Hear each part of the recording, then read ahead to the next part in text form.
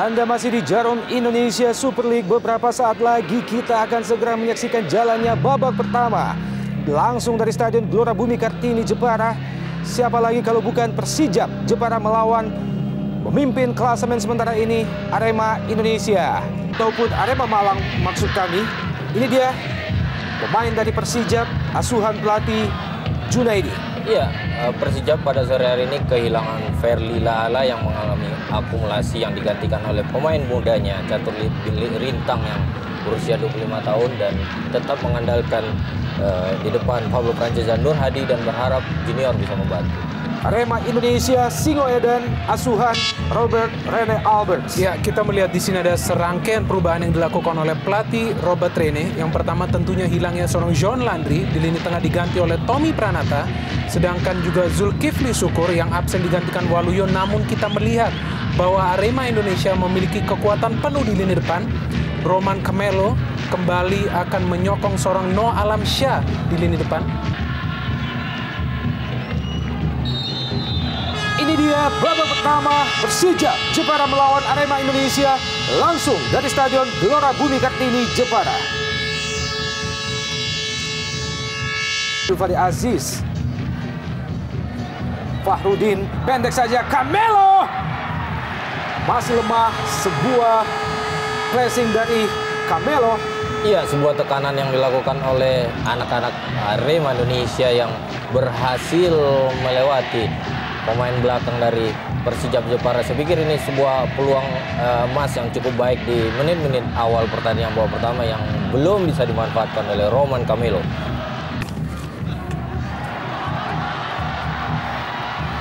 Kembali Pablo Francis, cepat kita lihat dan masih berada di atas Mister Gawang Kurnia Mega. Ya, kita lihat ya jelas sekali di sini motif seorang Pablo Frances sangat determinan untuk mencetak gol. Kita melihat bagaimana pergerakan Pablo Frances begitu sulit dihadang oleh para pemain belakang Arema Indonesia hingga akhirnya ia mampu melepaskan tendangan. Namun sayang kita melihat tampaknya ia terlalu bernafsu sehingga tendangan tangan.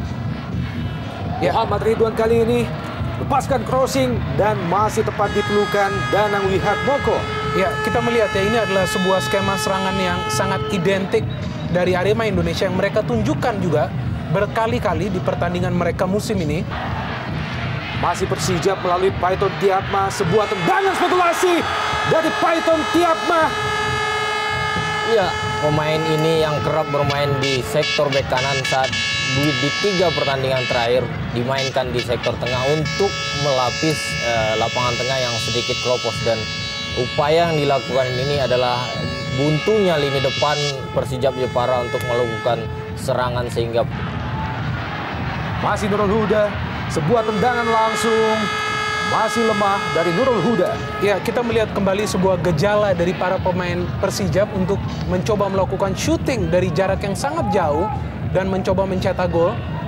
Dan ini pendek saja ke Muhammad Ridwan, kembali ke Roni Firmansyah, ke tiang jauh dan masih mampu ditangkap dengan sempurna oleh Danang Wihatmoko. Sebuah skema tendangan pojok yang cukup baik dengan memberikan umpan pendek kemudian memberikan umpan tarik ke dalam. Namun umpan yang diberikan oleh Danang posisi Huda, Doni FS.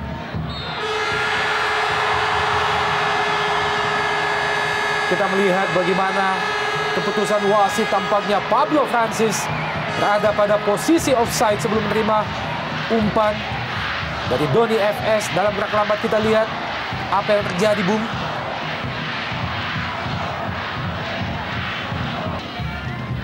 cukup cerdas para pemain Arema Indonesia memainkan tempo permainan sehingga kita melihat ini pun menyulitkan Jepara untuk bermain agresif. Ya, Muhammad Ridwan. Apa yang terjadi, Bung? Tampaknya Muhammad Ridwan. Ya, dan tampaknya tendangan penalti bagi Arema Indonesia. Ya, kita melihat ya di sini memang tadi ada serangan yang dilakukan oleh Arema Indonesia dan juga terlihat bagaimana Ridwan mencoba melakukan shooting dan memang tidak jelas tadi kita melihat scrimmage yang terjadi sehingga ada seorang pemain Jepara, apakah itu Evaldo yang justru mengenai bola ke tangannya. Betul, saya melihat ada kepanikan daripada Elvado Silva dan M. Bahtiar dalam menghadang serangan balik tadi.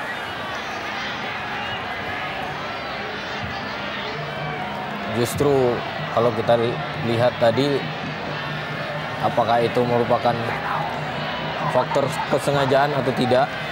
Dan kembali akan dieksekusi oleh Noh Alamsyah di Singapura. Mampukah dia menciptakan gol kedua melalui titik putih? Ini adalah merupakan penalti kedua bagi Noh Alamsyah dan gol! Noh Alamsyah kembali merubah kedudukan menjadi 1-0 bagi Arema Indonesia atas Persijap Jepara. Perfecto, kita melihat bagaimana eksekusi penalti yang dilaksanakan oleh Noh Alamsyah sangat-sangat sempurna.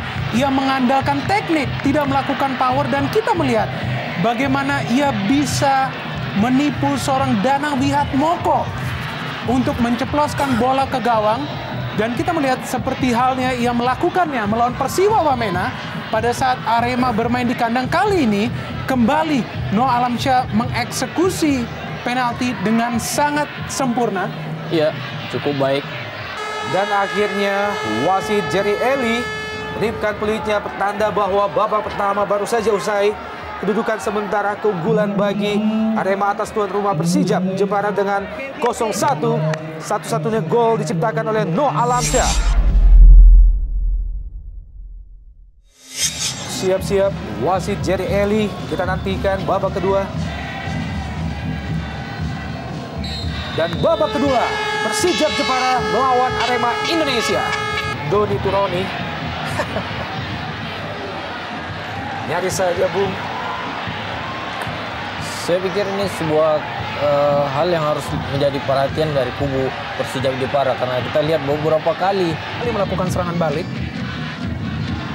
Nur Hadi masih mampu ditangkap dengan sangat baik oleh Kurnia Mega. Iya, tempo yang dinaikkan oleh pemain-pemain Persijap Jepara.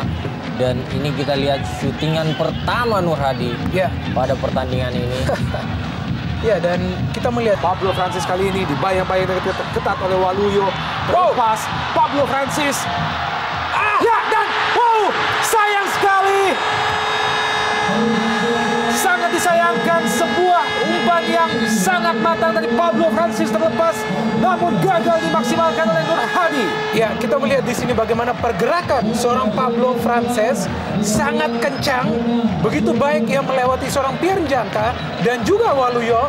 Umpan yang juga sangat manja kita melihat kepada Nur Hadi.